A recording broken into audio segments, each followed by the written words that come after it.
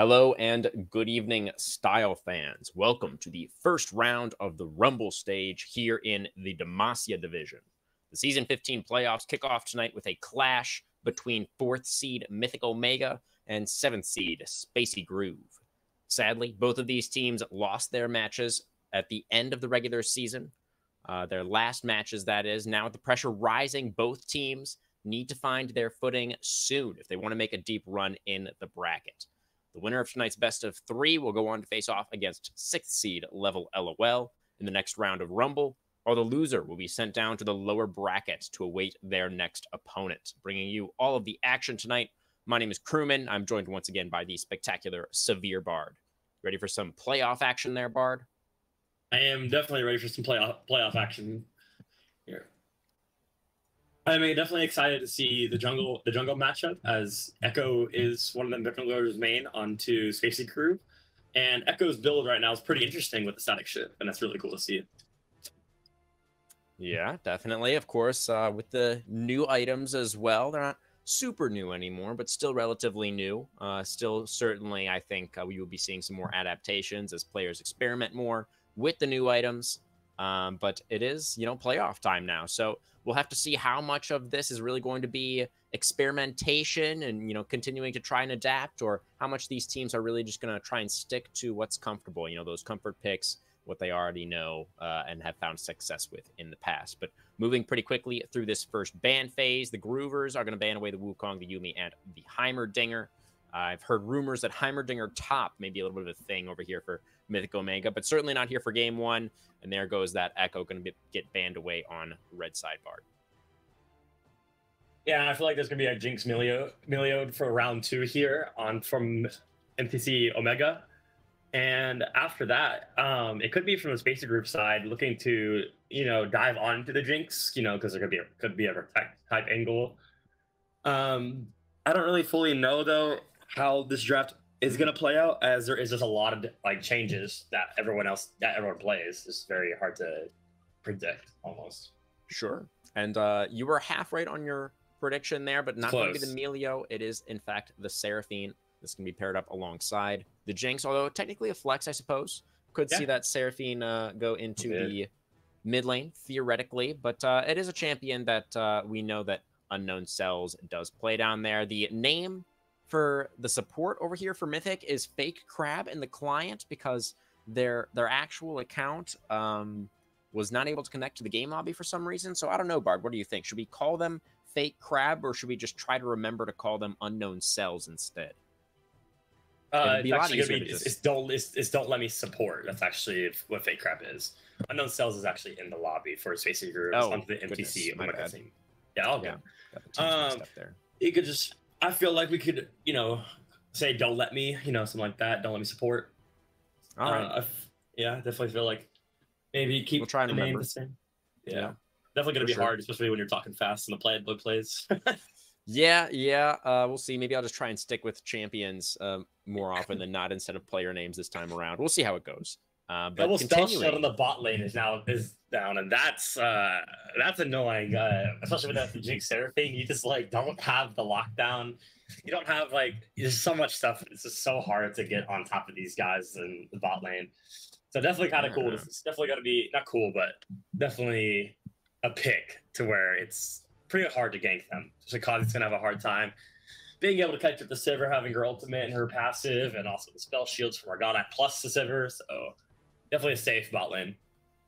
Yeah, absolutely. Seems like the makings of a hyper carry composition here for Spacey Groove. We all know that what Sivir can do when she gets towards full build, and some good tools to enable her already. But the Kha'Zix locked in on the other side. Definitely a very strong jungle pick right now in response to that J4. So taking a look at the solo lane bans in the second phase, Gangplank and Cho'Gath, a couple of top lane options, as well as the Darius banned away by Mythic, and the Ahri1 mid lane option removed as well. Have the ban out there, Ahri's such a strong champion to get that one pick out, and it's usually that one pick can decide that team fight. Being able to jump on her, being able to get charmed as soon as he jumps, and next thing you know, they're all ganging up on Kha'Zix or whoever she charms. I feel like it's a really good ban out for them. Nico's pick. Yeah, your mic did something really weird for a second there, by the way, Bard. Oh, really? It was you sounded very robotic for a moment there. Yes, indeed. Hopefully weird. that's not something that continues. Yeah. So but too. yeah, it seems okay for now. So Malzahar and Nico going to be the next couple of lock-ins, presumably for that mid lane. Although Nico, very interesting. I have not actually seen too much Nico since the rework, but with the Ornn being locked in here as well, pretty sure that is going to be a Nico mid. Yeah, and the Nico mid is really good. It's the fact that even though she has those shifting abilities, her AP scaling, AP just the amount of what's the word, like just the stats just on her abilities, they just do a lot of damage in general. Like with base damage, is that what you're looking for? No, it's like it's their AP ratio. AP ratio, yeah, the AP ratio on the abilities are just really strong right now. Like I think her Q is like an 80% AP ratio, her E 60, and like her R is like 120. It's ridiculous, like numbers with her. So even with her like not being able to, even with her having all these like options where she can change it to whoever, like her just general damage is really good right now. Yeah, definitely. I'm excited to see what the Nico is going to be able to get done here on the Rift for game number 1. If that's going to be the wild card that Spacey Groove need to find the win here, right? They are the lower seed coming out of the regular season. So on paper, the underdogs tonight are Spacey Groove. Should be a pretty close match, though. I'm guessing Bard. We'll, of course, have to wait and see how things end up playing out. But that Mordekaiser on the R5 definitely seems like a pretty powerful pick over here for Mythic. You know, Mordekaiser generally does quite well into tank matchups, and Ornn certainly is that.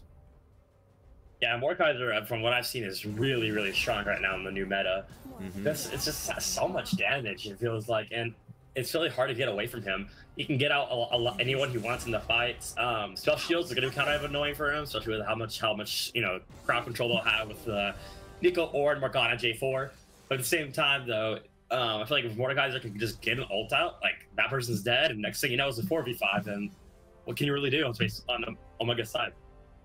Yeah, definitely. That is the power of the Mordekaiser. We'll see how the top lane for Mythic here is going to be able to make it work. Mythic Blades, right? I believe up there in the top lane, or is it Atlas that's playing top lane?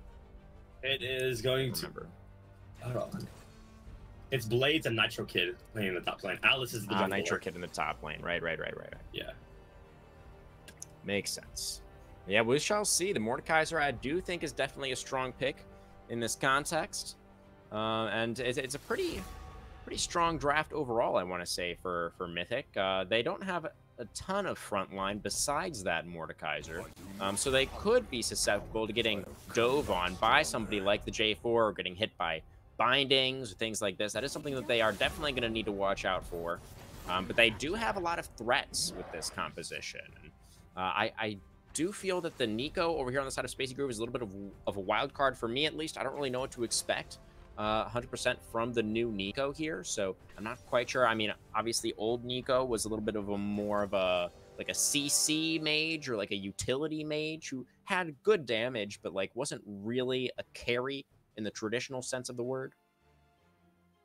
Yeah, I mean, Nico right now is just really is a damage character in my opinion now. Okay. Yeah. She's also a really cool thing you can do is you can like, back whenever you hit 6 or like shove waves, and then you can go down bot, pretend to be a minion, and next thing you know, you ult them and you get a free gank. They didn't even know you were there, and you're in the middle of the lane, so you get a free easy gank.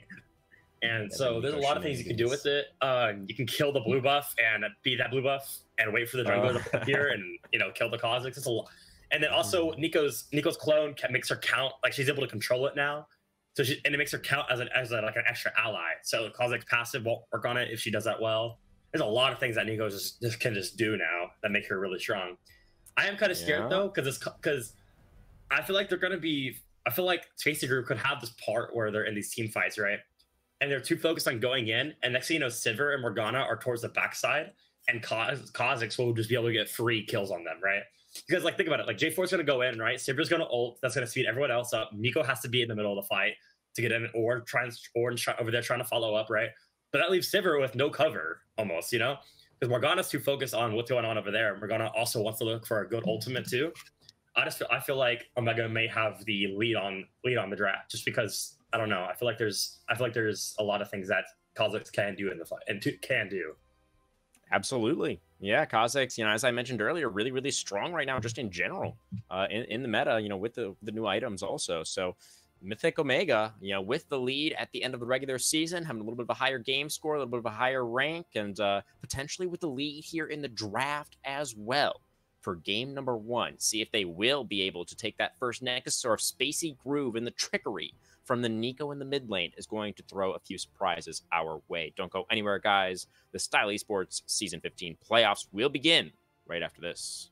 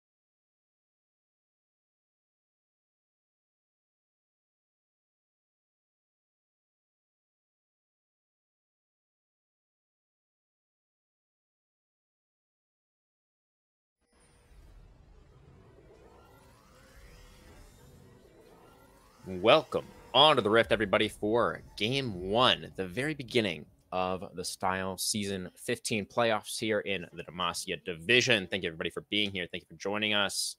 We do have Spacey Groove on the blue side, Mythic Omega on the red.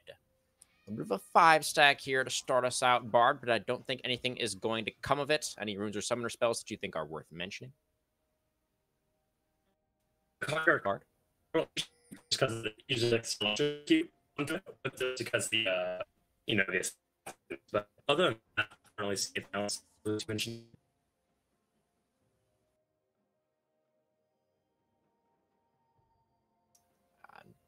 All right. Unfortunately, I don't think we caught much of that, Bard. We just had that dang microphone issue pop up again, unfortunately. But maybe try one more time, or maybe it's fixed now. All I saw is just the Conqueror Classics is a little interesting, but I don't think that's bad. It's a bad thing. I feel like the Electrocute might have been a little bit better here, just because you're trying to assassinate that Sevee. Other than that, though, I don't really find it too worrisome. Okay. Very nice. And I think everybody was able to understand this time around. So thank you for bearing with us and repeating yourself. But yes, we do have, as you say, relatively standard stuff pretty much across the board here. And both junglers will be starting on their bottom side buff. So pathing up, Jarvan, as always, is the champion. When you lock in the Jarvan, you are telling everybody, including all of us watching, that you are going to be looking for some kind of early game play. Otherwise, you shouldn't have picked Jarvan. So hopefully I can see Solid Alias get up to something in the near future and try and get his team an early lead. Not that they necessarily need the lead with this composition, and the Jarvan was first picked, so I guess playing it slow and standard here in the early game wouldn't be the worst thing ever, but that's just not what I like to see from my Jarvan's, Bard. Yeah, me neither. I do like to see the level 2 gank onto the bot lane or the mid lane is usually like to see. Hold on Jarvan. Okay, fake crap, or don't let me is gonna be okay for now. But yeah, no, like I said, DLM. I don't know. DLM. There we go. That's good. That's good. Yeah. But yeah, as I was saying, I feel like the level 2 gank with the Jarvan with Malzahar is really good because your E is able to proc the spell shield and then you're able to knock him up. And so there's a lot of Malzahar is not that scary or that hard of a gank to have on Jarvan, especially whenever Malzahar's early games just wasting a bunch of mana and shoving waves. It's really good. Well, he is getting pushed in for now, so hard to dive anybody when they're underneath their turret like that. True. We will see both junglers complete their full clear before looking for anything, and they will likely meet now at this North Crab in the topside river. Atlas actually going to look for something, but Nitro Kid is just going to be able to charge towards safety. Yeah, and I mean, also from what I've seen or what I've been seeing so far is this Unknown Cells is a skill shot master over here. He's landed a couple of nice little bindings, so I definitely would like to see some nasty just things. Wide right on those tangle barbs. Atlas is going to be okay for now. But yes, Unknown Cells definitely landing a lot of these dark bindings so far. And Morgana picked pretty early in the draft as well, right? So clearly this is, I imagine, a pretty good comfort pick for Cells down there. Yeah, and also the fact that Morgana's W clears objectives really well. Morgana's just a solid pick in my opinion right now. And also the fact that Imperial Mandate is now not a mythic. Very true, yeah. So what kind of build are you hoping to see from this Morgana? Imperial Mandate included, I presume? Yes. Okay, so this is going to sound really wild here, okay? So you go... So it's first off, it's Leandri's, right? I definitely feel like Leandri's is good on Morgana. Then you go... like Rally's Imperial Mandate. I think Rally's Imperial Mandate this season is really strong, especially whenever you have Leandri's and Demonic. I definitely feel like it's one of the strongest combos in the game because Rally's does proc off of Imperial Mandate, and also Morgana's W will just proc it off. Yeah, absolutely. Seems like a pretty strong combo. We'll see if that is something that Unknown Cells is going to want to look towards in this first game. Does have the stopwatch as part of the rune setup down there, so I imagine there will be an hourglass somewhere in the build as well. Oh yeah, definitely. The fact that Morgana's Zonia's is also just really strong too to have. Yeah, I just don't like including because it's not as fun. I mean, it's less. It's more. It's old boring. news. I mean, it's we've old, had exactly. Zonya's hourglass in the game for years and years, and they didn't even change it at all. I think with the pass on the items, it was completely untouched, unscathed. Was Zonya's. So yeah, just a boring item right now. You know, nobody wants to play with Zonya's at the moment, except for possibly unknown cells. That we'll have to wait and see when that does end up coming through. But we did see. Actually, Solid Alias able to steal away that top crowd. We did end up getting a trade of the 2 scuttles. Jarvan now looking to start up the neutral objective, but Atlas is in the area, and DLM is going to be able to spot this one out as well. EQ comes out, does knock out both of the bot laners. Dark Binding going to be the follow-up there, but the DPS was not in position. He's still farming it out. Silent H with the roam over, as you say, going to land the Tangle Barbs level 6 as well. Pop Blossom comes down in the EQ, knock up, and there's the binding over the wall, and there's going to be the first blood for Cells. That was really well done. Nico had the wave shoved in, so she was able to get that roam off and get an easy kill onto the Jinx. It was really well done. Absolutely. That's going to be Spacey Groove with first blood there on the board. Atlas is not willing to give this one up just yet, though. He's just dropping a pink ward into the pit, sticking his nose in there, hoping to maybe still steal this one away, despite the numbers disadvantage. And Spacey Groove aren't really doing anything about it just yet. Solid is taking a lot of damage from this objective, and now Gloomy's getting jumped on. Does have the exhaust to try and disengage from the insect. Will be able to do so, and with that distraction from the marksman walking up from the bottom lane, Jarvan was able to finish. Oh, and the EQ actually gets him out of, well, something happened there. He EQ'd away and is fine. Yeah, Jarvan's EQ is a little bit the same as Nautilus Hook and Argot E. Is you know, it's like almost like an unstoppable type movement. So it's you can buffer. really strong. Yeah, I don't think he's technically unstoppable, but you can buffer through CC, as we just saw. Yes, exactly. Yeah, that's what I was trying to mean. Mm-hmm. Yeah, and that was the ultimate. That was the first use of the Nether Grasp committed by Freezy Geek. Not able to get a dang thing from it. And there's nothing happening in this top lane. Which is a little bit bad news for Mordekaiser, wouldn't you say? Mordekaiser wants things to be happening up here.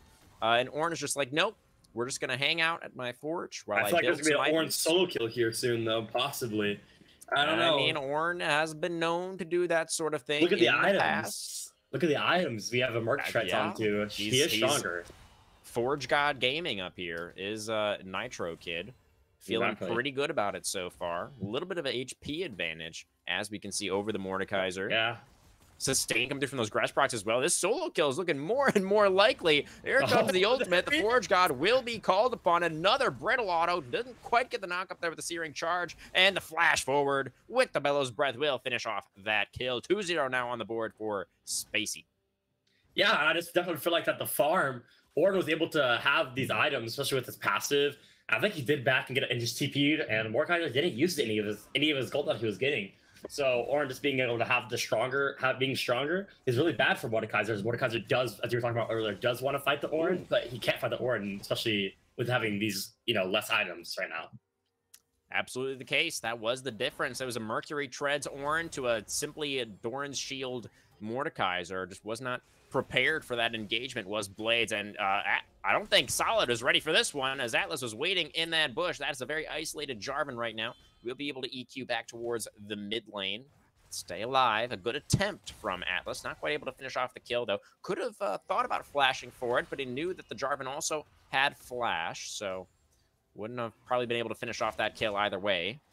Now might be able to, as Solid once again isolated in the Wolf Pit. Already used the Q as well. He's going to try and flash away, but Atlas will be able to finish off that kill with the leap to follow the Jarvan as he tries to flash. Very nice from Atlas, not giving up on that one, pinpointing exactly where the enemy jungler was and punishing. Yeah, and that was really well done by Atlas, knowing that the enemy was little. Another grasp in the mid lane. Silence not quite going to connect, though. I think the damage from that Q from Freezy might have been enough, but didn't quite land. Sorry to interrupt you there. No, it's all good. It's all good. I'll have to keep the action going. But I definitely feel like that was really well played by Atlas. Mid lane was, it's so close. It's so close. It was the clone anyway.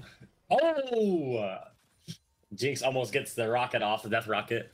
But yeah, like I said, the Atlas was really well done. Knowing that, the mid laner was shoved in, top lane was shoved in. There's nothing really to stop him from just going into a jungle. And he use that to his advantage. Oh, binding. Wide left this time around. Exhaust comes down, as does the Black Shield. Boomerang Blade, both halves will connect. Encore, clipping the Morgana there. The exhaust from the side of Mythic as well, but not quite able to finish anybody off. Some low health bars down here, but everybody's still standing in that bot lane for now. Yeah, it almost looked like the ADC and the support were on two different playing fields. Is there? It's like one would go in, one wouldn't win it. I definitely agree there, Bard. Seemed like not the most coordinated skirmish down here. Hopefully these bot lanes will be able to tighten themselves up as we progress in tonight's match. We do see Kha'Zix now moving towards the bottom side of the map. He is getting invaded right now on the top side. So this is interesting to see from Solid, really, prioritizing, trying to steal away those camps from the Kha'Zix, despite the fact that the Dragon is coming up very soon. Atlas will be able to secure that Scuttle Crab to prepare for the objective, and now we'll see if the side of Spacey Groove are still going to want to try and move into contest. It's something pretty interesting down here. Also, you can see both ADC items do have a shard plus new cover, which is the really first rush item thing is going to be Stormrazor, and it was and it's been a staple in every single ADC items kit. Because the new Mythics is almost like Riot tried changing them, but it's almost like the Mythic. You don't, as an ADC, you don't want to rush. Like you just I don't know. You just you don't want to rush those items. You know, it's a lot of damage, but that's just stats for you. You don't have all these passives that Stormrazor is going to give you. So it's very interesting that Stormrazor went from a nothing item where no one rushed, no one even wants it, to the most rushed item in the game right now. Indeed. Yeah, from what I understand, it's just because the Stormrazor is incredibly gold efficient. It's actually a very inexpensive item. Much more inexpensive than all of those Mythics, as you were just talking about. So, and it does have that really nice unique passive attached to it as well. So definitely, as you say, lots of people, including it appears both of our AD carries in this game, have been rushing that item first. But not quite towards that first item spike just yet, Bard. Regardless, Atlas will be starting up the objective on Vision, though. Yeah, and Atlas is going to go try clearing it, but I don't really think it's going to be kind of hard for Spacey Groove to contest here. Solid's going to go in for it, looking for the steal, but not going to be able to find it, and ends up giving himself up there as well. I mean, I kind of respect the attempt to go in for the steal there, but it's only their first Dragon. I don't know if it was necessarily worth giving another kill to Kha'Zix there.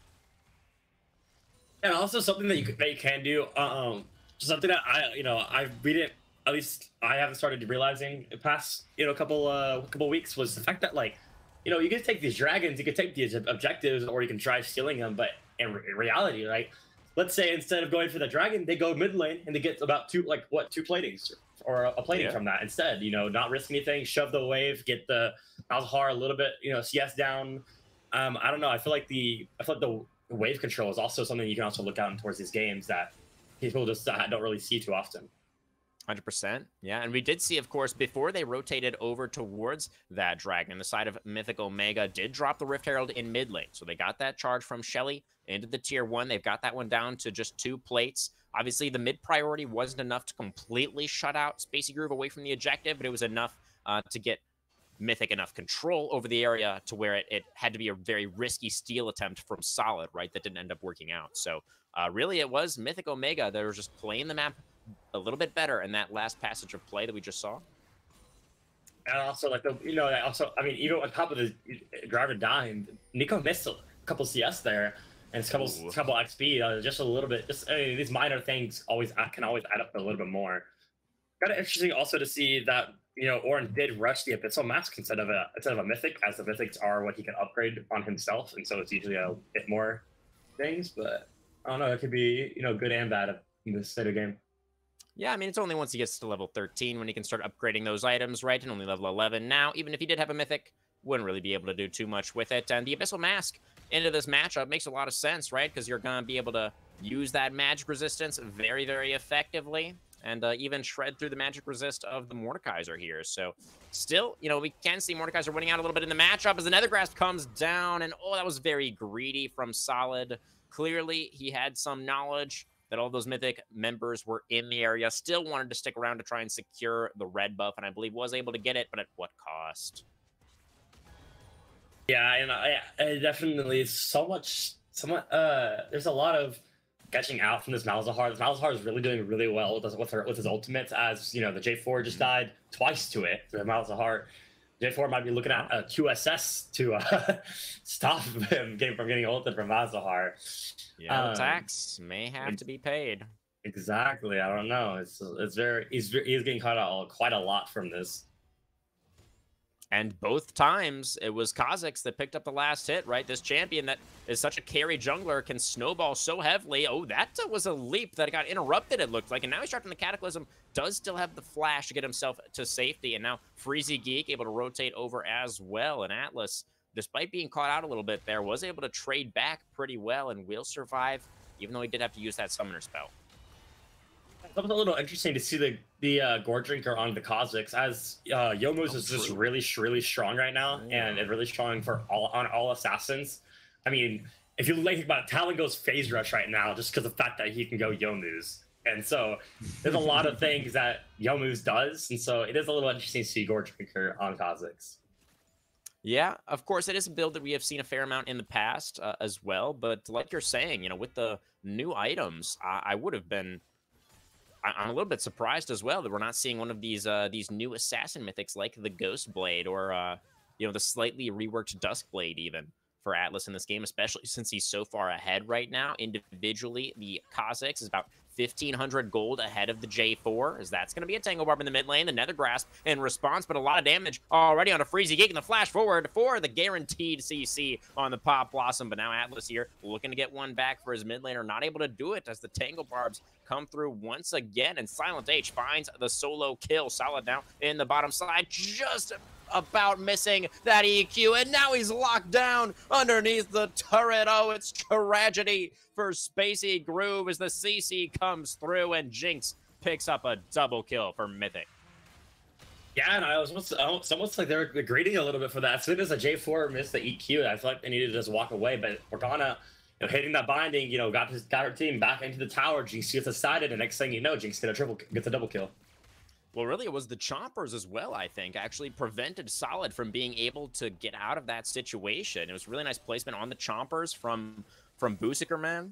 And obviously the follow-up CC was very much present from DLM also. So, yeah, I mean, maybe it was a little bit of over-aggression, a little bit of optimism from Spacey Groove, but I do think that Mythic Omega played that about as well as they could and do reap the rewards.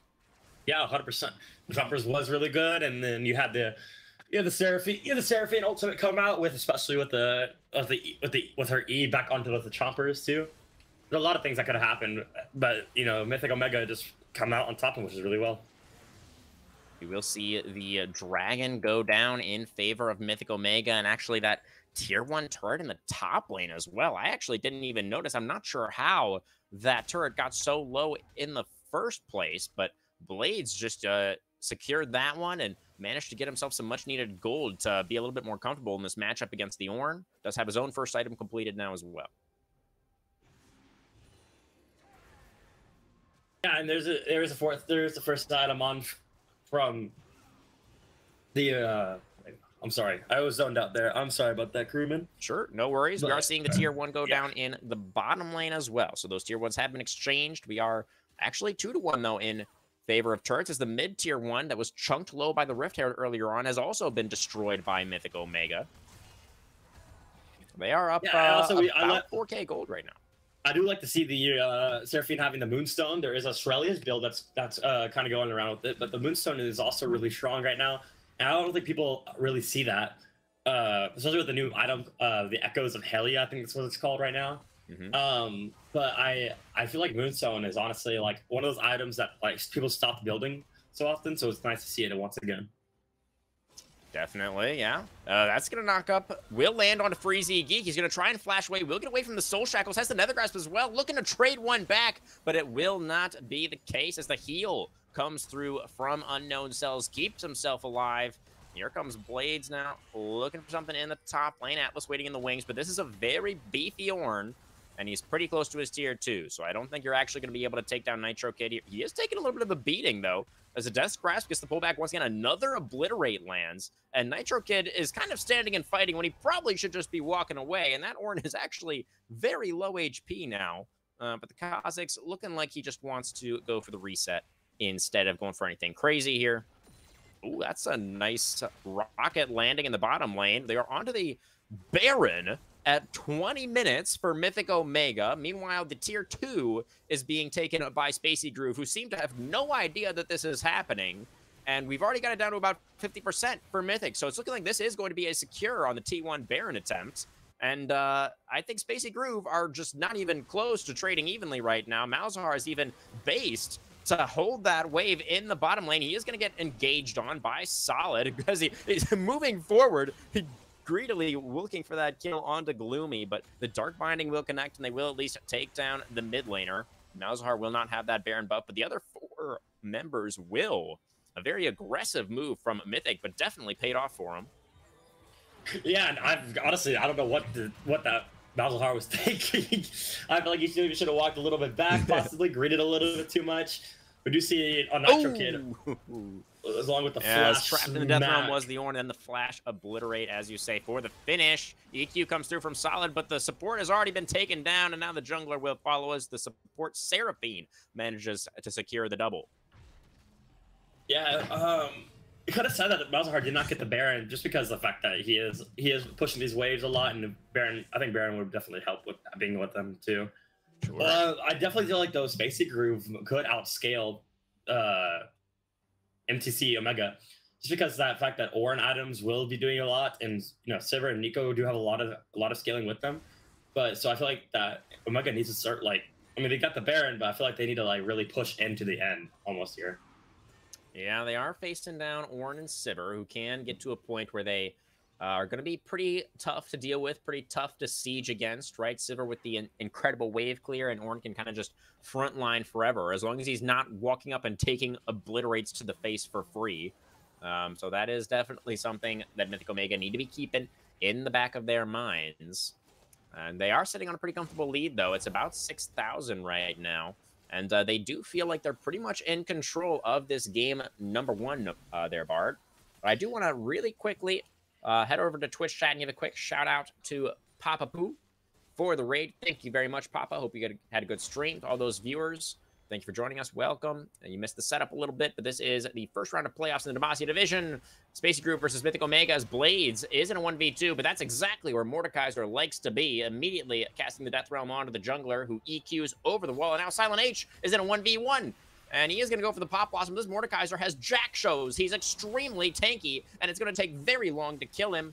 They might be able to get through this HP bar eventually, but Atlas might be going down first as the Death's Grasp pulls him out of the EQ, and the Jarvan's going to be hitting the dirt once again. A rough game 1 for Solid Alias, 1-6-2 on the J4, and this tier 2 is continuing to get sieged on. Blades is not deterred. It's continuing to stand here and buff up these minions, while the team is going to take the Infernal Soul Point on the other side of the map. Yeah, something you can see also with the vision, with the amount of control that Omega has. Look at the vision score. We have, especially the jungle, we have 9 vision score from the J4, and then you have 24 on the Kazakhs. There's even with just not being able to. Yeah. Blades is in a 1v1 right now with Gloomy, but he has reinforcements on the way. Gloomy does as well. We can see the rotation through the jungle for Spacey Groove. Mordekaiser has to be careful here. You don't want to overforce in this situation. You're 50% HP, Blades. You probably got a lot of money in the bank right now. He's sitting on a little over 1,000 at the moment. And with the presence of the rest of the team, he will be safe to secure the crab. Yeah, and also, as I was saying with the vision control, we have 30 on Morgana, but we have a 50, we have almost a 60 on the Seraphine. Yeah, and they're going to use that vision control to get another catch onto Solid as the Nether Grasp comes out. The rocket even lands for good measure. The Encore does clip Nitro Kid there, but he's able to charge away, stay alive. Same cannot be said for Gloomy, as the bottom lane is going to get devoured by Kazakhs, and now Blades is here with the Death Realm once again, called the Forge God, going to be utilized. Over the Death's Grasp denies the recast on the ultimate from Nitro Kid, and just like that, it's a 3-for-0 for Mythic in the enemy jungle, and they're going to be pushing in with a, well, they don't have Baron buff anymore, but they're still going to be able to take a couple of towers, I think, Bard. Yeah, definitely. As I was saying, the vision control, they have so much vision on the map to where they just, pop and see, and then next thing you know, people get picked up just like that. Exactly how it went down, yes. For Solid Alias, just looking desperately. I mean, when you are this far behind in a game, you do have to kind of get desperate, right? You have to look for some low percentage plays, some crazy plays, look for some catches that might not necessarily work out to try and get some gold for yourself, try and pick up a couple of these shutdowns. But like you said, the vision control is just so hard to deal with as Blades is going to get denied on the blast cone. On the hunt, popped now from Gloomy to try and get the chase down. Death Grasp, pretty decent to create a little bit of space between the top laner, but Blades not going to be able to get away, and Gloomy will pick up their second of the game. Does have the upgraded Infinity Edge now as well for the Sivir. Yeah, that's very scary to have on the Sivir. A little interesting not seeing the Void just because she is an ability-based character, but I mean, you know, both are really just strong right now, so it's perfectly fine. No, Solid. Oh, those are not your Raptors, Solid. What are you doing over there, mate? He's gonna get nether grasped and super mega death rocketed once again. 5v4 on the Rift. Baron spawning in 40. Jarvan spawning in 30. Will at least be alive when that purple worm makes its way back to join us once again, but it's continuing to be a rough game for the SG jungler. Yeah, it's very scary to see too. The fact that Jarvan was first picked, and I mean, usually when you're first picked, you usually like to have them as like you know, they're usually like the strong ones, right? They're usually like the most confident picks. You know, you pick your comfort, something like that, right? So it's honestly kind of a little sad to see that Jarvan is 1 and 8 instead of the other people where they didn't have the opportunity to have the comfort picks. Yeah, definitely. We'll see what kind of draft adaptations may be coming through. As Atlas is just going to leap in here. The Encore doesn't really get a whole lot done, but the Kha'Zix certainly has some damage to try and take down some of these health bars anyway. Pretty nice Soul Shackles from the Morgana, but I don't know if it's going to be enough. Really nice Pop Blossom there as well. Getting a lot of damage out. Kha'Zix, though, will be able to leap towards safety. We can see Blades on this front line. This Mordekaiser is so impossible to deal with, and the damage does eventually come through as Booseeker Man is dominating. And Nitro Kid will be the last to fall as Jinx picks up the double. Onto the Baron already. Go Mythic. They maybe could have just looked to push in and end there. And Atlas is going to sort of realize that as I'm saying it and rejoin with the rest of the team to hop onto this minion wave and look for those Nexus turrets. Yeah, and definitely looks like this could be the end of game 1 onto Omega over here. And I hope to see what changes we can see in the draft for next game. Yeah, going to be really interesting to see, right? It is worth mentioning, rather, at this point, that the loser of this best of 3 tonight is not out of the playoffs just yet, as we do see a last-second desperate engage come through from Alias, trying to keep the Nexus alive. Will not be successful, as Mythic Omega do take game number 1. But as I was just mentioning, the loser tonight will not be entirely eliminated. They will have another life in the lower bracket, so even, if these adaptations in this next game aren't enough, Spacey Groove will have more time. They'll have another shot to try and fight their way back through this playoff bracket. But getting a little bit ahead of ourselves, I think, Bard, as we do have some more League of Legends to play tonight. Before we go to break, who do you think was possibly the most valuable player over here on the side of Mythic Omega? I definitely feel like it was the Mordekaiser, having so much tankiness and having so much damage and crowd control. Yeah, like there's a lot of things that Mordekaiser did in these fights. As it also same thing could be said for the Malzahar. The Malzahar having all these catch outs and being able to pop anyone for the team, which is just always really strong to have. Yeah, definitely. I think Blades is definitely deserving of a good amount of credit here. Of course, was solo killed early on by Nitro Kid's Ornn, but managed to rally very nicely, put on a lot of pressure in the side lane, and did a great job of frontlining in the team fights. So I think that's a solid vote.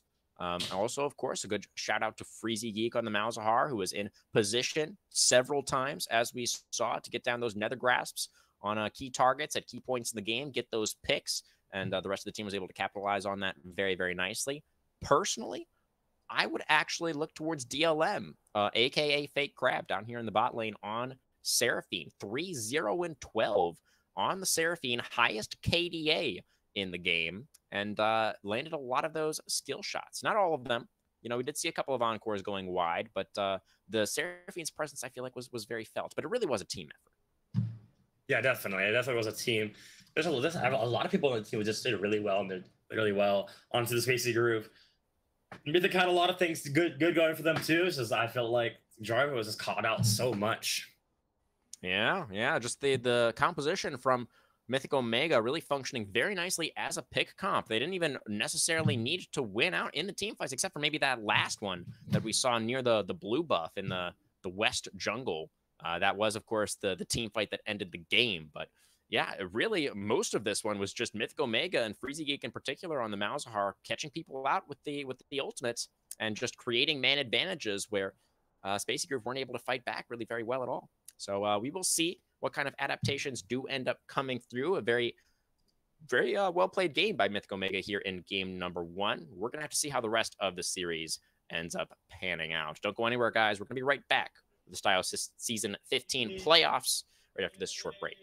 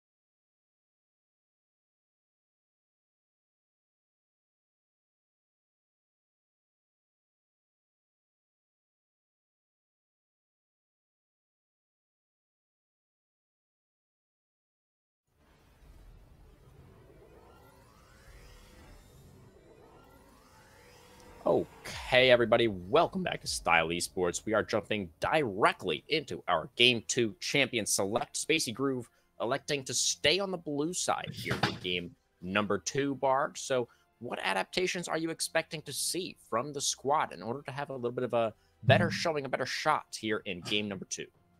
I feel like that maybe possibly Malzahar could be banned, and then possibly a new direction in the jungle. I feel like maybe we could see a Mumu in the jungle instead of the J4. Just Mumu's really strong, also with just a really strong pick right now and really easy pick to have. And so I definitely feel like a Mumu could be a play here, as they were looking for J4 last time.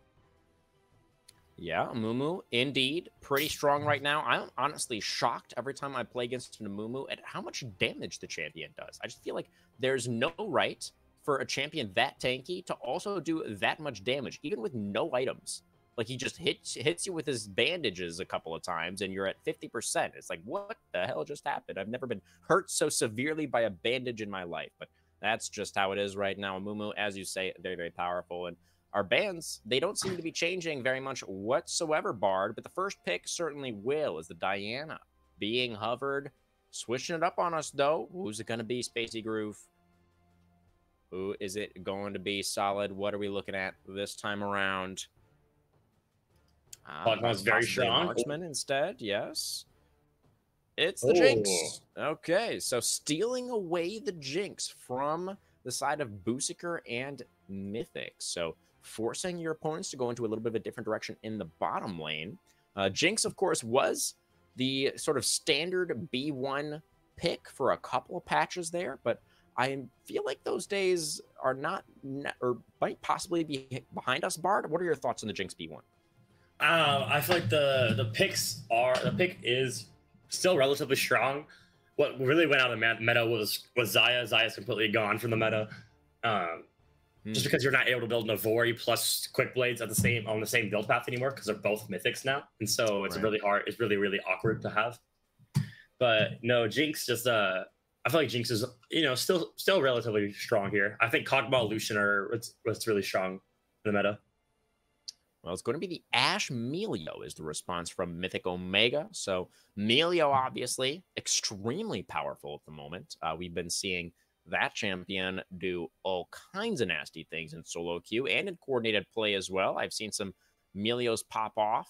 And then the Ashe, of course, is a comfort pick for Booseker down there in the bottom lane. Most played this season, 68 games, 59% win rate on the Ashe. So some pretty comfortable statistics there for the Mythic Omega bottom laner, and looks to be the Janna now, paired up alongside the Jinx. I have heard rumors that Janna is pretty strong with the new items, and I did see Lorlo bust her out in the top lane the other night as well. What do you think about that Janna in isolation and also paired up alongside the Jinx? I think the Janna is relatively strong right now. The fact that she just has all these, she has all these disengaged tools, so where Jinx is able to live comfortably around her. Oh, J4 is also Janna's really strong into J4. Being able to have her ultimate, get away from the Jinx, her tornadoes, the shields, and the slows. Yeah. I definitely feel like Janna's a really good pick here. Yeah, definitely feeling pretty good, especially after that J4 lock-in. Feels like Mythic Omega maybe counterpicking themselves a little bit there, and maybe even possibly trying to ego on Solid, picking up the champion that he failed to really do well with in that previous game, and now it is going to be Atlas picking up the J4. See what Atlas is going to be able to get done with it. Into the Sejuani here. Certainly a little bit of a different look for Solid this time around, but we'll still be that primary engage. We'll still be looking to set up the team in these fights. Almost kind of weird to see Sejuani, because when you have these Sejuani picks, right, you usually like to have two melee people on your team, right? So usually that's about support. You like to see Sejuani Rakan, or Sejuani Nautilus, all these characters down there, and then usually it's your top side that has the melee. So it's almost kind of it's kind of interesting to see Sejuani, and I would like to see who all is going to pair up with her. Yeah, it is going to be really interesting to see. They will, of course, still have that opportunity to get those melees in the solo lanes. That is what we still need to lock in on the side of Spacey Groove, and Mythic Omega going to try and ban out a couple of options. The Darius and the Ornn that we saw last game will get banned away. The Mordekaiser also, last game's option for Blades, is going to get removed alongside the Gangplank once again. So we do have Cho'Gath available. Notably, it was a ban from game 1 that had to be dropped in favor of the Mordekaiser. See if we want to look towards that for Blades, or maybe a different direction, perhaps. Yeah, I mean, the Mordekaiser is a really good ban to have, especially because of how strong he is, and there is the Ornn ban, knowing that Ornn is just really strong right now too. So good thing they did ban that. Mid here on R4 makes sense. Yeah, that's really good strong, especially with Lissandra being able to set up for the isolate someone. Right? Exactly. Yeah, he's perfect. We could see as a Galio game played here. That could be. He's melee. He is melee. He is melee. So that is really that is good. Yeah. I feel like maybe Cassante might be good here in the top side. Ooh, Cassante Gaming. Yeah. Yeah, that champion's still pretty nasty. Has been for a while. Still is. So that would definitely, I think, be a pretty powerful lock-in for Spacey Groove if we do play that in the top lane for Nitro Kid. Let me see. Nitro Kid. Don't see any, because, well, there's a little bit of Cassante. We've got 9 games on Cassante, but our win rate does leave a little bit to be desired. So, I don't know. We shall see. We shall see what Nitro Kid wants to look towards here. We'll be blind, of course. We do see Mythic Omega holding that R5 counter pick for the top laner. Oh, there's the Cassante. Cassandra comes out. What'd you just call him? Cassandra? Cassandra, yes. It's okay. So the reason why you call him Cassandra is because, I mean, okay, just about it. Like the word Drew and Sante, like there's a lot. I feel like Drew, you know, like, oh, this is Cassandra. Like, I don't know. I feel like Cassandra is just so much fun to say. So that's why I say Cassandra instead. Well, you lost me a little bit there, Bard, but sure, I'll roll with it. Cassandra it is in the top lane for Nitro Kid. The Tom Kench on the R5 for Mythic. That's likely still into the top lane, I imagine, into the Cassante. Definitely an interesting matchup. And, I mean, Tom Kench, I feel like, does pretty well into tanks as well. Correct me if I'm wrong. Yeah, Tom Kench does really well into a lot of people. That character's so broken. I hate that character so much. I have never had a good time since Tom Kench was being just so strong. Having, you know, his E is like max health damage for some reason. You have his Q that does max health damage for another reason. You get him low enough, and next thing you know, the gray health heals all back up, and next thing you know, he has a Warbogs into his kit. It is very, very hard to beat, you know, Tom Kench, especially as Cassandra.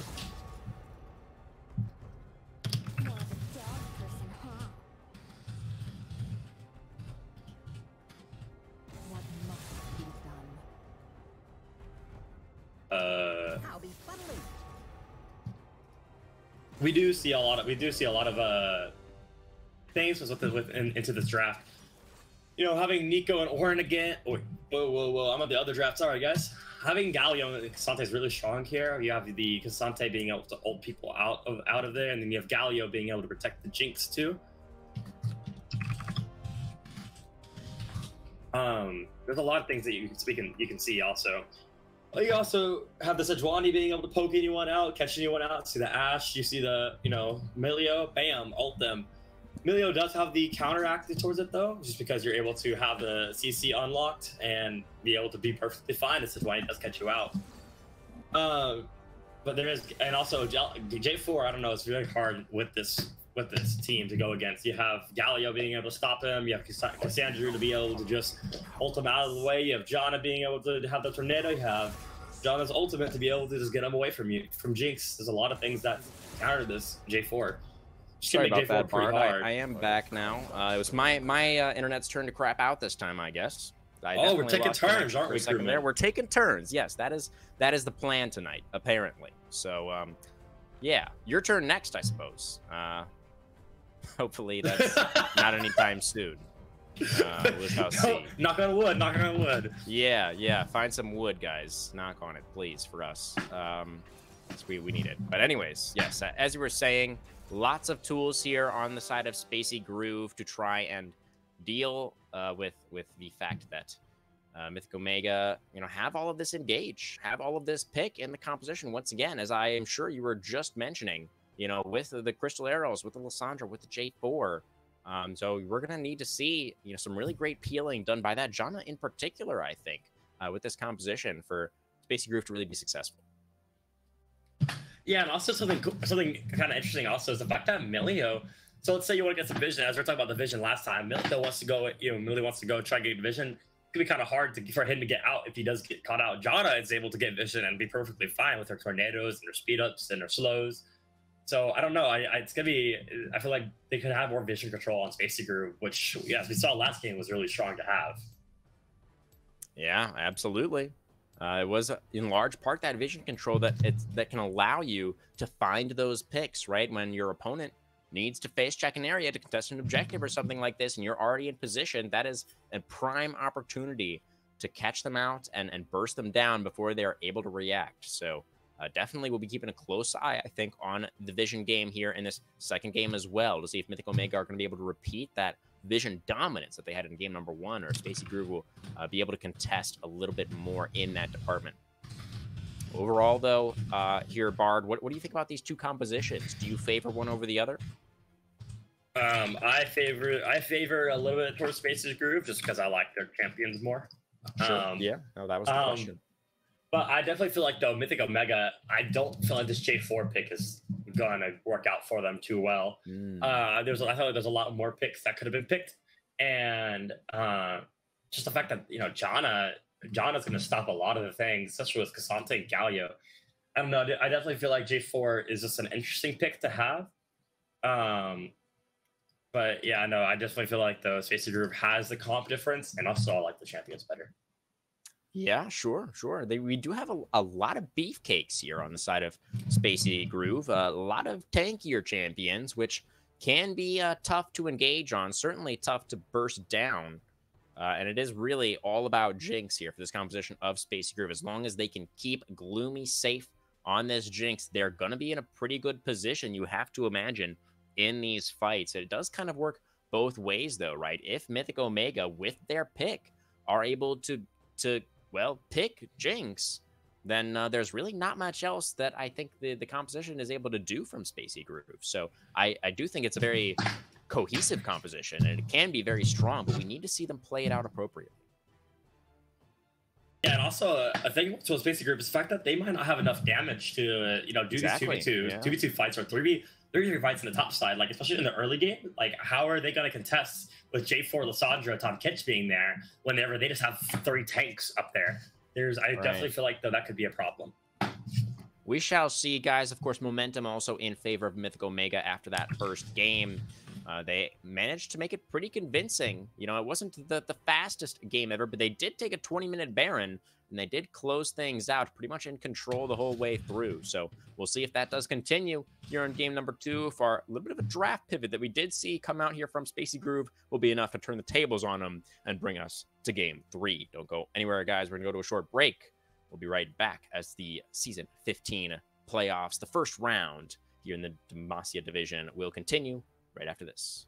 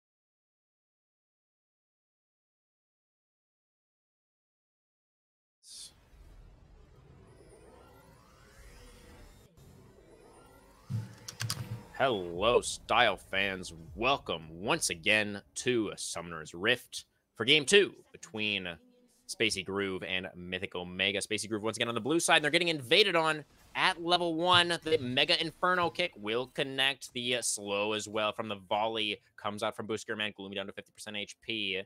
Will be able to walk it out. So that was the no summoner spells expended, in fact. Everybody cool under pressure there. Gloomy just taking a little bit of a chunk, and we'll have time to recall. Yeah, that was definitely looking close there on the Jinx for the kill, but luckily he was able to get out with no summon spells used. Did see Lissandra actually, Freezy Geek pinging Jinx's flash, so maybe not recognizing or believing that Jinx has used the summoner spell. Interesting to track that. Maybe if we see Mythic playing really aggressively around that bottom lane, they could have some misinformation potentially, Bard. Yeah, that is definitely a cool note to point out. You know, as usually, especially with the J4, they're looking for the level 2 gank in the bot side. Maybe not realizing that Jinx does have flash, and, you know, that level 2 gank could fail, and next, you know, J4 is a little bit behind. Potentially, just like we saw last game, right? J4 falling a little bit behind, but obviously in the hands of a different player this time around. See what Atlas is going to be able to get done with the Jarvan, the Prince of Demacia, right? We do have our jungler starting on opposite sides of the map here in game 2. Does invade, though. What was that? Sejuani does invade for the blue buff, though. Well, that's her own blue buff. Wait, oh my gosh. Okay. That's, you know, that's the Sejuani's blue buff. Yes. She does invade her own blue buff. That is that's correct. She invaded the blue buff pit to murder it. I saw it from a different angle. I'm sorry. Yeah, it's just no need to apologize there, Bart. That's quite all right. Just watching some League of Legends here. We're all having a good time, right? That's all that's happening. And it looks like we might actually be seeing the full clears come through once again, as that's what we're seeing so far anyway, as we do have these bot lane priority for the Ashe Melio. This is one of the reasons why Melio is so strong, gives you that additional attack range, so powerful, especially in these early levels, as the Justice Punch forward for Silent H with the Aftershock as well. Gets a nice trade there. Will eat probably a Ice Shard on the way out here. There's a cooldown, comes back. Oh, misses it there, does Freezy Geek. So pretty even trade between the mid laners. Yeah, and there is a little bit of a CS going towards CS lead on, you know, Omega here.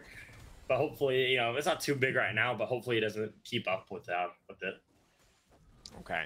So Sejuani only did 5 camps. She skipped the Krugs, and now Alias Solid is looking in the mid lane setup with the taunt. Oh, but just barely. Freezy is still able to take the glacial path to safety, and the gank attempt was in vain for Solid. They don't even get the flash. I bet you that Alessandra was pressing E so hard right there, just smashing as much as she can, trying to get away from that. It was so close to the taunt. Yeah. Solid at least will likely get the consolation prize of this Scuttle Crab. Does have his bot lane rotating up and will force the flash out of DLM, who is back on their main account. After our technical difficulties in game number 1, we do now see that DLM is no longer a fake crab. They are now themselves, which is fantastic, of course, to see. Yeah, especially for the casters that like to see DLM instead of a fake crab. Yeah, it's nice. Nice quality of life change for us, absolutely.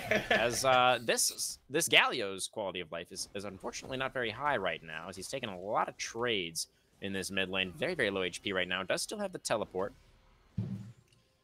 Yeah, and I mean, also we do see the bot side Scuttle being thing, but the Sejuani is backing right now, so she could be going towards the top side here. And we might be able to see J4 looking for early drag, possibly. Look, as he is clearing his top side right now. Yeah, pathing down. They're actually going to go for the recall here. Still needing to go back to base for the first time is Atlas. So he's going to go back, get himself some items, and then maybe we can consider an early dragon. Silent H looking for the taunt there. Decent look. Going to eat another Ice Shard for it, though. Another Electrocute proc as well, and that should definitely be the signal for Galio to go back to the fountain. Yeah, Abyssal Mask right now is also super strong right now. It's, you know, as we saw in the Orin being rushed again last game, Nautilus mid is crazy strong with it for some reason. Don't ask me why. That's just Riot likes to do that thing. Do like these type of things. So we could see Abyssal Mask onto a Galio, which is really strong to have, just with Lissandra being able to not do much damage to him. Definitely, yeah. The magic resist shred would be somewhat useful for the Galio and for the Sejuani. You're not getting a ton of value out of that, but the magic resist itself would obviously feel really great for the Galio, especially into the Lissandra. So wouldn't be surprised whatsoever to see that itemization come through. Looking like possibly a rod though right now as the double crystal build for Silent H. I don't know. I'm not too sure. I'm not the most familiar with the mage items. Yeah, I mean, a little bit, but I don't really have much. There is the early drag. As I was calling out, yes. King of Predictions Bard here. Yeah, that's you. Yeah, but will Jarvan be King of the Dragon Pit? That does remain to be seen. We do see the rotation coming through. Solid Alias in the area, level up right now as well for the Sejuani. Atlas will wisely vacate the vicinity. Flash forward for the taunt. Gets all three. The cleanse is there for Boosker Man, though. Watch the Ashe, who's going to be able to trade back decently. We will lose. Likely the Emilio here has a little bit of a shield. Will survive for now. The EQ back in. Gets a knock up onto 2 for Atlas. The Tornado comes up. It's a little bit too late as we've already lost 2 on the side of Spacey. Crew of Unknown Cells now flashing away, trying to stay alive. We'll be able to escape for now, but Boosker Man still on the chase. The cleanse comes out from Gumi. Sidestep on the Ice Sharper. The volley will connect, and Boosker Man picks up number 2. Oh, the Thrall as well. Zoning Unknown Cells away from the escape path, and Freezy Geek going to be able to glide in there with the E and finish off yet another kill. As just like that, Mythic Omega up 4-1 in the early game, and they will get that first dragon in the end. And just like that, as we can see, the damage problem that happened in this early game, all they have is Jinx right now. They don't have the Galio damage. Galio doesn't have much damage usually as the first item. Sejuani also the same thing. Like, they just don't have much damage right now. So having these trades and with Electrocute Lissandra, having J4 in there too, with the Emilio and Ashe, like there's just so much damage that Omega has right now that Spacey Groove just doesn't have. So that's one of the problems that we were talking about on draft earlier today. Absolutely. The damage, like you say, and the CC as well. So much lockdown from these champions even early on into the game. Freezy Geek having access to that frozen tomb, to the ultimate, has that guaranteed lockdown. And, as you say, the damage definitely there did come through. And also for the side of Spacey Groove, unfortunately, that engagement was onto the Melio, right? They were trying to burst down the support, but Ashe was free hitting that entire time. And, they probably felt confident because they were coming into that fight with the HP advantage. They were grouped up together. They were clearly all going for the same play, but the target selection, I think, just wasn't quite there, unfortunately. Yeah, I mean, Melio is a good pick to have, but at the same time, like, they might be picking him off here, but no, maybe not, as Atlas, level 6 now with the J4, just comes in with the dunk, gets both of them. Freezy Geek on a killing spree, and oh man, Mythic Omega picked up right where they left off at the end of game number 2. They're up 3K gold at 8 minutes, Bard. Oh, their top laner's looking for something too. He's looking for a little Cassandra snack up here. Going for the Abyssal Dive now. I'm even losing my voice because there's just so much happening right now in this game. But unfortunately for Spacey Group, most of it is them dying. The Cassandra rather, will be able to survive for now, though. Atlas potentially caught out now in the river. Lissandra going to get knocked up by the Justice Punch. Atlas going back in with the EQ to get the knock up. Frozen 2 comes out, and here comes Blades. The level 8 Tom Kench, by far the strongest in this skirmish. They're going to be able to take down the jungler once again. And the flash for the Ring of Frost gets the root onto Silent H. The tongue lash for the stun. And the last auto attack comes out from the Lissandra. Unstoppable Freezy Geek in the mid lane. 5-0-3. I'm sorry, Crewman. You're talking about a storm over here with so many plays happening. It almost feels like it's hard. It's so much action packed in this game. Lissandra's having such a fun time in the mid lane, just picking up all of these kills, having so much damage. And usually Lissandra is usually that util type person who doesn't do crazy damage, especially early. But right now she's so strong, and I definitely feel like this Lissandra is going to be a big problem, and it's going to be very hard to shut him down. Absolutely. And Freezy even calling their shot, right, with the Electrocute rune choice. Lissandra is one of those champions where you can go a number of different directions with your loadout in terms of keystone selections and the different rune trees that you can opt into. But the Electrocute, probably the most aggressive option, especially for the early game. And Freezy Geek really getting quite a bit of value out of that choice early on here. more than enough damage, you know, especially with that electrocute to win out in these skirmishes. And such great map movements, I feel that we've been seeing as well from Mythic Omega. Always we see these side laners rotating over into the river to group up for the team fights, always there on time. It's been really nice to see. Yeah, and also I'm keeping a buck with you. Freezy Geek is playing some annoying champions right now. Having a Malzahar with the Lysandra, man. Crystal Arrow. Here comes the Lysandra once again. Cleanse already used by Gloomy. This is so unfair. It feels like this Jinx is not having fun. Yeah, you're absolutely right, Bard. It's just not fair. Yeah, I know that. This Jinx is probably. I'd be not the Jinx. Yeah, mental wound at this point. Just I don't. Not even on my team, not on anything else. The fact that I'm constantly CC'd this entire time, even with cleanse, it doesn't matter. Gonna need to buy QSS and have what is that item? Mikhail's too at the same time just to be able to get away from all the CC and it still might not be enough. Still, exactly. Because then you got to talk about Tom Kitsch, you know, eating you and Ash. Like, God, this is such a crazy team comp. I didn't even realize. Nitro Kid is going to go all out, but he's going to get eaten also. He's all out. He's all in the belly of Tom Kench, rather. And here comes Jarvan with the EQ, trying to lock down this Cassante. Nitro Kid just about able to get away because of he's able to utilize Cassante's 17 dashes that are in the kit to actually survive in that situation. Nicely done by Nitro Kid. Yeah, I mean, that character is so dumb to see. Having a tank that also turns into an assassin that has 17 dashes. Man, Cassandra over here is almost the same. Cassandra is almost as toxic as playing, you know, Lysandra Malzahar. Oh man, that was Freezy Geek almost zeroing out Galio underneath the turret in mid lane. This is a full court press right now coming out from Mythic Omega. They are pressuring all three lanes at once, it feels like. They're going to be able to get that kill on a Nitro Kid in the end. Of the Cassante's escape path was cut off. He couldn't get away, and Jarvan and Tom Kench eventually closed it on their prey. The Glacial Prison will land from Solid Alias, but the Melio is just too slippery. The Mega Inferno Kick to create a little bit of space, and then he's just out of there. Now the Enchanted Crystal Arrow is going to connect. What is this Melio character? And flashing over the Flame Chompers is Booseker, man, looking to continue pressing forward, looking for these kills. Not able to find any of them just yet. It's another Q from the Melio. Lands the Death Rocket, and the heal will not be enough. So shutdown finally comes through. Gloomy gets one on the board. But the first brick been claimed now in the top lane by Blades on this Tom Kench, who you voted for, and I'm okay, and it's going to be another EQ. It's going to be more CC. It's going to be another kill, and Freezy Geek continuing to dominate here in this second game. Gold lead Bard 6.5K at 13.5. I feel so bad for Spacey Group here. There's so much CC that they have.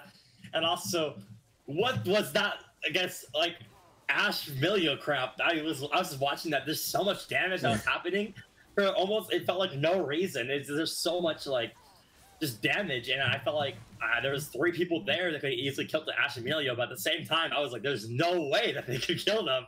They're so strong right now. 2v3, yeah, Booseker, man, and DLM just fighting back in the 2v3, could not get taken down until right at the end there when Gloomy was able to land the Jinx ultimate. But yeah, it just feels like Spacey Groove, they haven't had enough. They didn't have enough in game 1, and they haven't had enough yet here in game 2 either. They're not able to win out in these fights. It's Mythic Omega coming out on top so consistently so far, and they're looking for it again. Here comes Lysandra. Oh my god, look at all that damage. Everfrost already done. Will have to flash to get away from that last turret shot, but another kill onto Gloomy. Gonna lose some CS for that as well. Will the Jinx. And things just continue to go from bad to worse for all those Spacey Groove fans out there. Yeah, it's very, very sad to see Spacey Groove falling just barely short into this game. And like they were close in the early game, and the next thing you know, Lysandra and Ash just got out of control after the drag fight. Yeah, 7-0-4 now for Freezy Geek, just picking up the Dark Seal, I believe. Probably wishes he had that one a little bit earlier on, but regardless, if things continue going the way that they have been, I imagine that'll turn into a book pretty soon. Yeah, especially there's 7-0 at 15 minutes, having basically a kill every 2 minutes. Oh, Silent H, you better be careful there, my friend. He's gonna get frozen. He's gonna get locked up. He's gonna get frozen again. He's gonna get frozen again, and then he's gonna get killed off. Oh, Silent H, when you expose yourself to one little piece of CC, that's all that Mythic Omega needs to take the entirety of your health bar. They did it again, Bard. There's so much with this team and this amount of fights that's happening. There's so much CC. Also, like, man, I would. I'm sorry, but I would ban all these champions out. If I had a third game with them, I would ban Ashe, Lissandra, Emilio. Every single character is gone. I do not care. You gotta leave a bunch of other stuff up then. I mean, you say that like it's easy, but really, I don't think it's about the champions, Bard.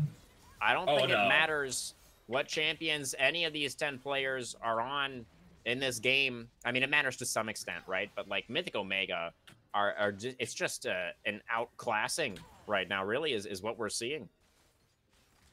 Yeah, and I mean, as we saw last game too, they won without having all the CC that they're having this game too. But still, it's very hard for, you know, Spacey Group to make up in the kills that's happening right now. Yeah, they are so far down. 9,000 gold now is the lead for Mythic Omega. They already have the first 2 dragons. They're going to be looking at a Cloud Soul point on the table in 2 minutes' time. And probably going to be able to lock that one away. I have a hard time imagining an angle for Spacey Groove to do anything about that whatsoever.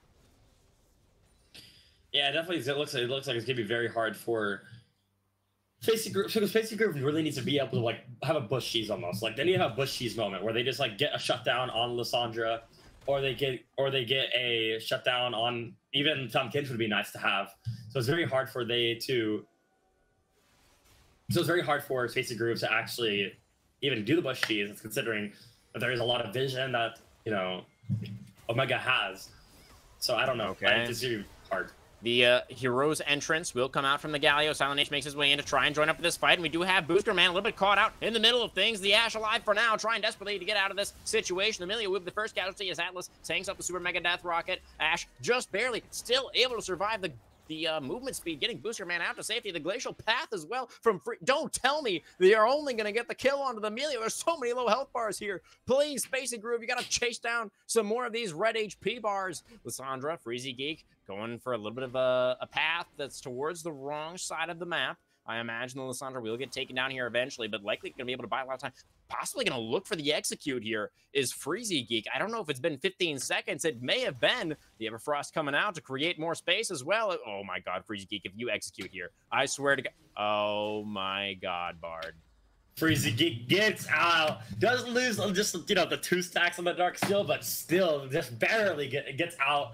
And no one dies besides, who was it? Was it Emilio? Just Emilio. Just Emilio. Emilio. It was only Emilio that they were able to get. They needed so much more, but they could not get it.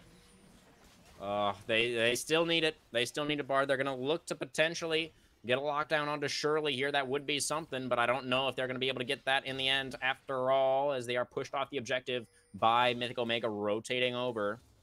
Looking to take control, but it does mean that Mythic Omega are not in the bottom side river, which could open up a possibility to stop the dragon stacking for Solid. But, oh no, Cells is looking to possibly go down, has some movement speed, is Janna. Will be able to run away very, very quickly from the very scary Ice Witch, as Lissandra is going to get taunted up. So Mega Death Rocket will connect some decent damage onto Lissandra, but we need more. She's only at 50% HP. It's not enough. Spacey Groove, and now Silent H got hit by a piece of CC Bard, and you know what that means. Big Alio is going to be going down once again. Tom Kench finds a solo kill in the bottom lane, and it's 16-3 now. It's just, it's feeling pretty over, Bard. I don't know. There could be possibly maybe just a little bit of something Spacey Group has. You know, you got to give each team a benefit of a doubt. Tell me more. Tell me more, Bard, about this something that they possibly have, please. Okay, Sejuani Ultimate. I need to know. Bam. Okay. Yep. See it. Okay. They do have Emilio has been, I don't know if you've seen it, but Emilio has been a little bit distant away from the team. I feel like Sejuani could maybe catch up that Emilio. Is Sejuani going to have a health bar, though, is my question, and the answer is unfortunately going to be no. I keep jinxing myself, Crewman. I cannot get enough of this. Every time. I'm like, oh, there's something here. The next thing you know, it's gone. So I don't, Spacey Groove. I'm jinxing them, man. I think that was. It's all your fault, Bard. Really, is what I'm getting out of this. Yeah.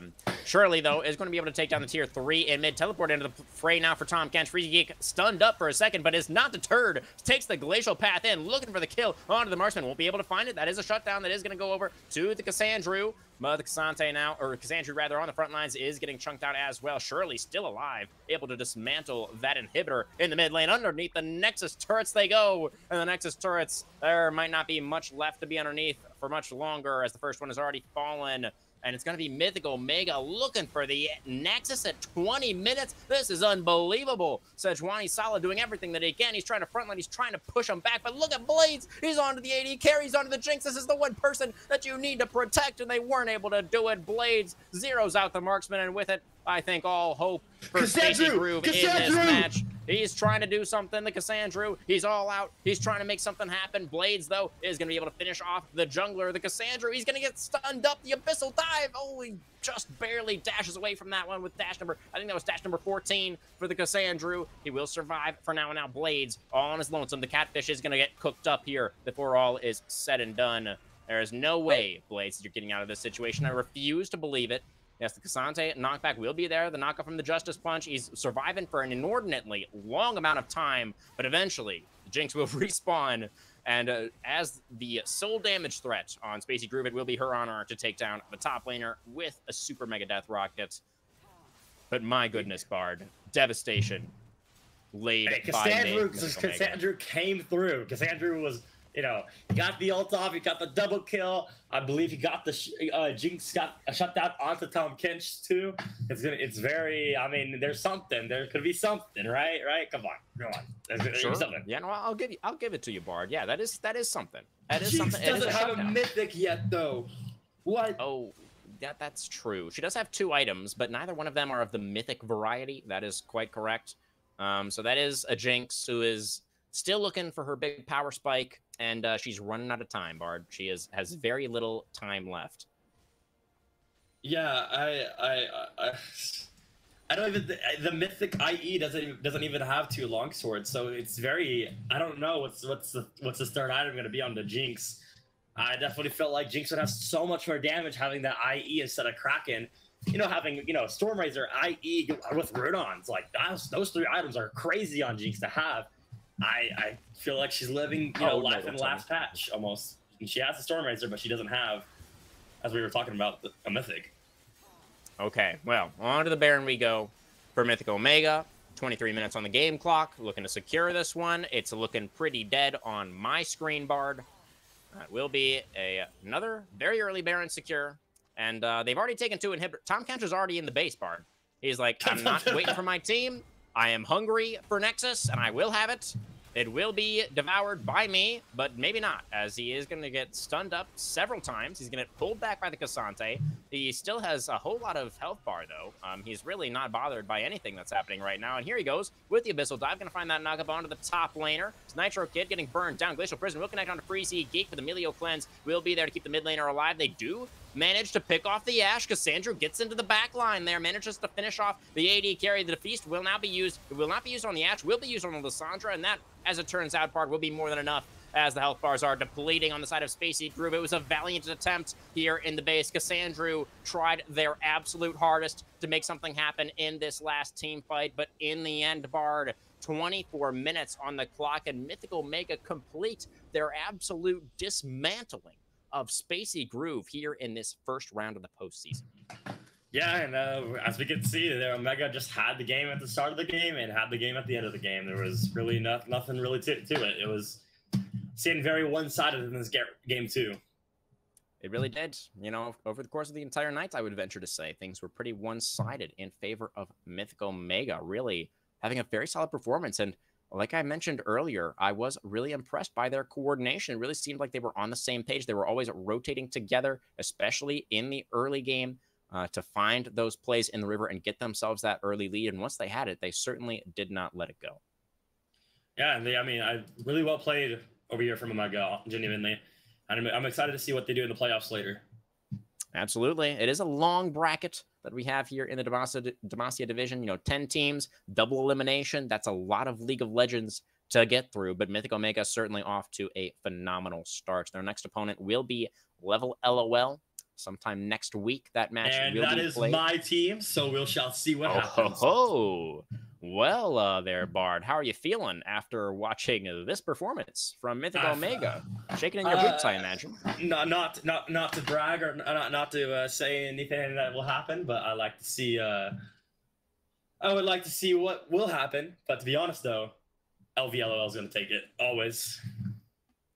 All right. Well, we shall see, guys. Certainly, that does sound like a matchup you're not going to want to miss. So stay tuned for that one. Hopefully, we can get some casters on that match. Definitely would like to see myself. But, you know, in terms of closing out our stream for tonight, you know, our POG for Game 2 on the side of Mythic Omega, who'd you look towards, Bard? Who is the strongest performer? Or would you look towards the top lane once again? You know, MTC Blades on the Tom Kench, certainly a menace here in this game. Freezy Geek was at 1.70 and 6 or something on the Lissandra mid. I definitely feel like the I'm actually gonna call it the Ash here. I definitely feel like the Ash. Sure, yeah. And every single, like, even though let's say they were fed in the top side and mid side, right? That dragon fight is what really got him into the game, right? That's what started this whole snowball from Lissandra and Ash both on the mid and bot side. Ash did a really well kiting, you know, dodged every single ability, and also, you know, was able to, you know, sit back and just attack him, right? And Emilio ended up, you know, getting called out, but, you know, obviously didn't die there. So I feel like the Ash really started to snowball into the game. Absolutely. You know, that was a really big point in the game, and Boosker Man did play that fight really, really well. But you know who else played that fight really well, Bard? Who? Atlas on the J4. Not only does he have a really cool skin, the Nightbringer skin coming out from Atlas here in this second game, but I was really impressed by the J4 gameplay as well. You know, so many situations in this game where he was low HP, he was getting engaged on, he was getting chunked down by the side of Spacey Groove, but regardless, he knew his job. He went back in, he landed the EQs, he got the knockups, and he set them up for Boosker Man and Freezy Geek to knock him down. Did his job exceptionally well. Glad to see Jarvan having such a great performance here in this second game. But either way, you know, clearly, again, it was a team effort here from Mythic Omega, and the team looks absolutely fearsome here heading into this postseason. Commiserations, of course, to Spacey Groove. Like I mentioned earlier, they will have another chance. They are now residing in the lower bracket, and we are still waiting to see who their next opponent is going to be. But assuming that they can make some adjustments and really buckle down, you know, looking forward for the rest of the bracket, there's certainly the possibility that they could still make a run. We'll have to wait and see. But Bard, do you have any closing thoughts on our match tonight? Any thoughts looking forward, or any words to your future opponents, Mythic Omega? Anything else at all that you would like to say to the stream before we close things out? I really hope that a Mythic Omega does not play Malzahar Lissandra. Are you gonna help them out by banning those champions away, perhaps? What are you you know, I possibly could, as you know, I'm playing mid, so and I really don't like those champions, so we might see, you might see a little bit of bans from interesting on Lissandra and Malzahar, because those champions are really annoying. Okay. Yeah. Well, we shall see, guys. Hopefully, again, that game will be able to be streamed. Again, I'm not really sure about that either. That is going to be pending. Don't quote me on it, all right? But that is, in fact, going to do it from us tonight. So I want to take this time to thank everybody out there in chat watching. Hopefully you enjoyed the stream. From myself, from Bard here, from the entire production team at Style Esports, thank you so much, and we'll see you next time as the Season 15 playoffs continue. For now, thank you and good night.